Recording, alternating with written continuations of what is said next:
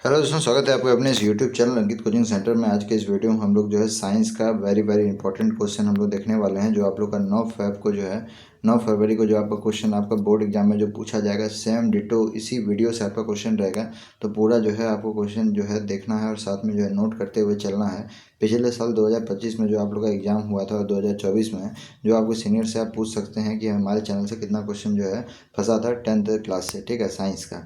देखिए यहाँ पे जो है आपको वही क्वेश्चन बताया जाता है जो आपका जो है बोर्ड एग्जाम में एकदम इंपॉर्टेंट क्वेश्चन, जो क्वेश्चन आप लोग का आ गया एग्जाम में, ठीक है।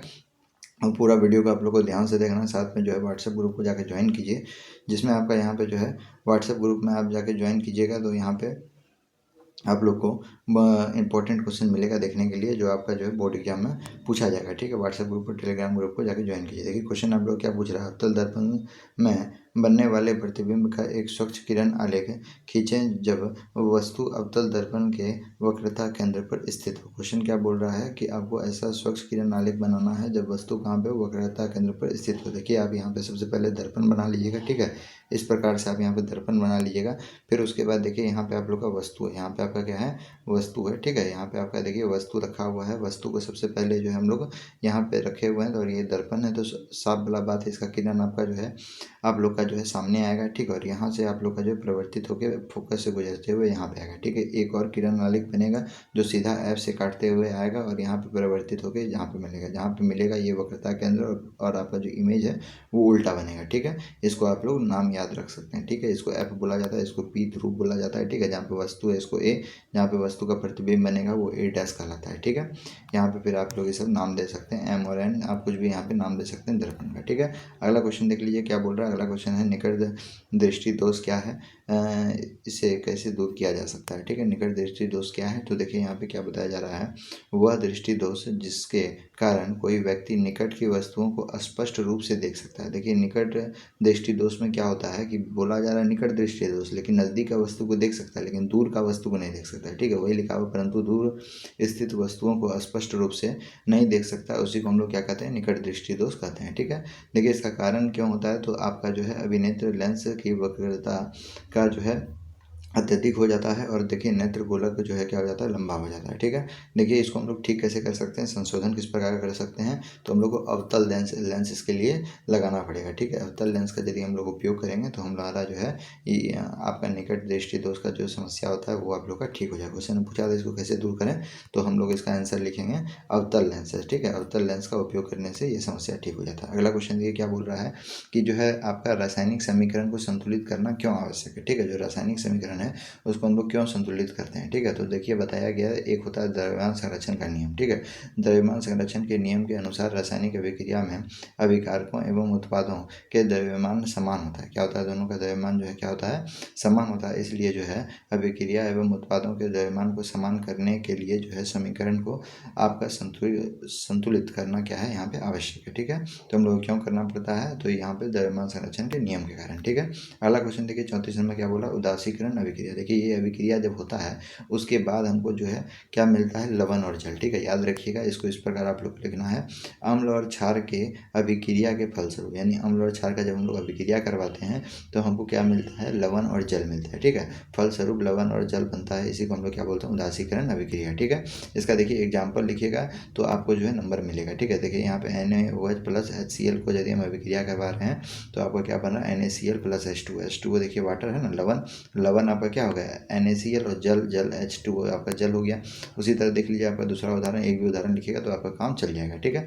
चलिए दूसरा नंबर हम आगे क्वेश्चन देखते हैं क्या बोल रहा है कि पाचन एंजाइम का क्या कार्य होता है, ठीक है। क्या पाचन एंजाइम का जो है क्या कार्य है, ठीक है। तो देखिए पाचन एंजाइम जो है उत्प्रेरक क्रिया द्वारा भोजन के जटिल अवयवों को सरल भागों में खंडित कर देता है। जो भोजन होता है वो जो बड़ा बड़ा जो टुकड़ा होता है उसको छोटा छोटा भाग में खंडित कर देता है, जिससे वे आपका जो है घुलनशील हो जाते हैं और शरीर में उनका जो है क्या होता है, अवशोषण होता है, ठीक है। शरीर में क्या हो जाता है, उनका अवशोषण। अगला क्वेश्चन देखिए क्या बोल रहा है, प्रतिवर्ती क्रिया में मस्तिष्क की क्या भूमिका है, ठीक है। तो मस्तिष्क का क्या भूमिका है उसको बताना है। तो मस्तिष्क शरीर का जो है मुख्य समन्वय केंद्र, ये आप भी जानते हैं, ये जो है मेरोजो से प्राप्त की गई सूचनाओं पर सोचने एवं उसके विश्लेषण करने का जो है कार्य करता है। मतलब जो आपको मेरोजो से जो भी आपका सूचना दिया जाता है उसका जो है सोचने और काम करने का जो है काम करता है। ठीक है, मस्तिष्क में प्रतिवर्ती क्रियाओं के संदेश भेजे जाते हैं।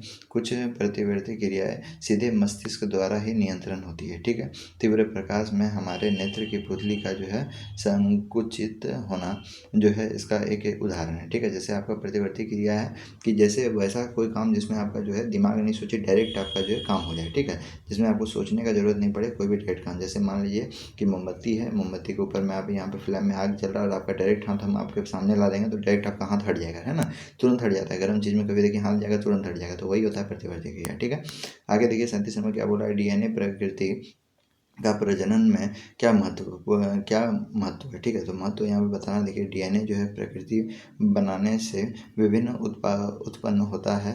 विभिन्नताओं से जो है जैव विकास होता है। ठीक है, विभिन्नताओं से क्या होता है, जैव विकास। दूसरा नंबर देखिए क्या बताया गया है, डीएनए जो है प्राकृतिक बनने से कोशिकाओं का विभाजन होता है जो प्रजनन के लिए क्या है अनिवार्य है, जो प्रजनन के लिए अनिवार्य है। अगला क्वेश्चन देखिए क्या बोल रहा है आपका, परितंत्र में जो है अपमार्जकों की क्या भूमिका है। ठीक है, आपका जो परितंत्र में अपमार्जकों की क्या भूमिका है, देखिए यहाँ पे अपमार्जक पर्यावरण में पदार्थ के चक्रण में जो है महत्वपूर्ण भूमिका निभाते हैं। यह अपमार्जक ना हो तो पृथ्वी की सतह पर जो है अवशिष्ट का ढेर लग जाएगा। ठीक है, लग जाएगा। जैसे आप कुछ भी देखते हैं, कोई जानवर होता है, जैसे कोई पेड़ होता है, वो गिर जाता है ना, मर जाता है, उसके बाद वो मिट्टी में चला जाता है, तो उसके बाद वो अपमार्जक भी बन जाता है। ठीक है, जिससे फिर से जो है वो खाद का आगे चले काम करता है। जैसे जैव भू रासायनिक चक्र बाधित होने लगेंगे तथा पर्यावरण का जो है प्राकृतिक संतुलन अस्थायी रूप से जो है समाप्त हो जाएगा। ठीक है, इस तरह। अगला क्वेश्चन देखिए यहाँ पे क्या पूछा गया है, अगला क्वेश्चन पूछा गया है, ऐसे दो तरीके बताएं जिसमें अजैव निम्नीकरण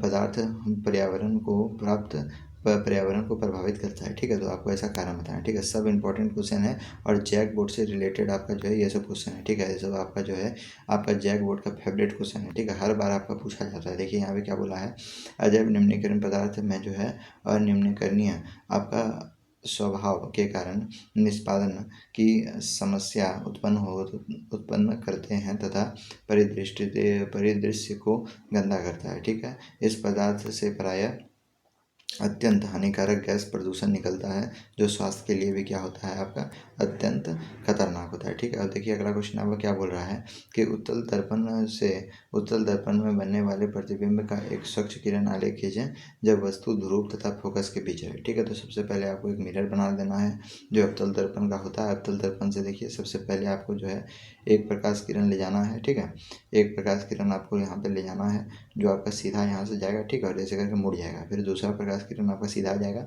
और दोनों क्या करना, पीछे की ओर मुड़ाना। दोनों पीछे की ओर मिलेगा तो यहाँ पे आपका वस्तु जो है बनेगा। ठीक है, यहाँ पे आपको नाम देना है, यहाँ पे आपका जो है प्रतिबिंब बना है ए डैश बी डैश, यहाँ पे पी ध्रुव हो गया। ठीक है, एफ आपका यहाँ पे केंद्र हो गया।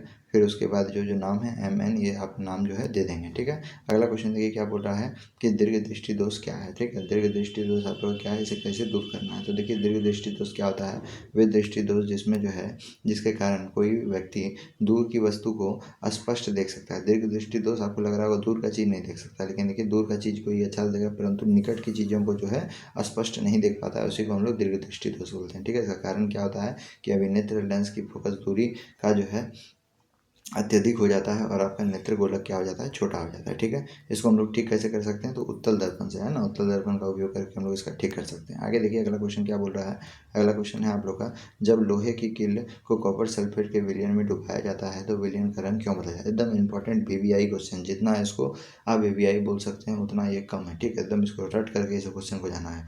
लोहे की कील कॉपर सल्फेट के विलयन से कॉपर को विस्थापित कर देता है, कॉपर को क्या कर देता है, विस्थापित कर देता है और आयरन सल्फेट बनाता है। ठीक है, आयरन सल्फेट बनाने के कारण कॉपर सल्फेट का गहरा नीला रंग मलिन हो जाता है और हल्के हरे रंग में बदल जाता है। ठीक है, तो यहाँ पे रिएक्शन देखिए लिखा हुआ, कॉपर सल्फेट को आयरन के साथ अभिक्रिया कर रहे हैं, तो देखिए यहाँ पे आपका जो आयरन सल्फेट बना रहा है और कॉपर को देखिए अलग कर दे रहा है। ठीक है, अगला क्वेश्चन देखिए क्या बोल रहा है, शुष्क हाइड्रोक्लोरिक गैस शुष्क लिटमस पत्र के रंग को क्यों जो है क्यों नहीं बदलता है। ठीक है, क्या क्वेश्चन बोल रहा है कि शुष्क हाइड्रोक्लोरिक गैस जो है शुष्क लिटमस पत्र के रंग को क्यों नहीं बदलता है। देखिए यहाँ पे क्या बताया है कि इसका आंसर है शुष्क हाइड्रोक्लोरिक अम्ल वियोजन होकर H+ आयन नहीं देता है। ठीक है, ये आप लोग का जो H+ आयन नहीं देता है, मेन चीज़ याद रखिए। अतः यह जो है अम्लीय अभिलक्षण प्रदर्शित नहीं करता है, जिसके कारण लिटमस पत्र का रंग नहीं बदल पाता है। ठीक है, याद रखिएगा। ये आपको क्या याद रखना है कि ये जो आपका वियोजन होता है तो H+ आयन नहीं दे पाता, इसीलिए जो है ये रंग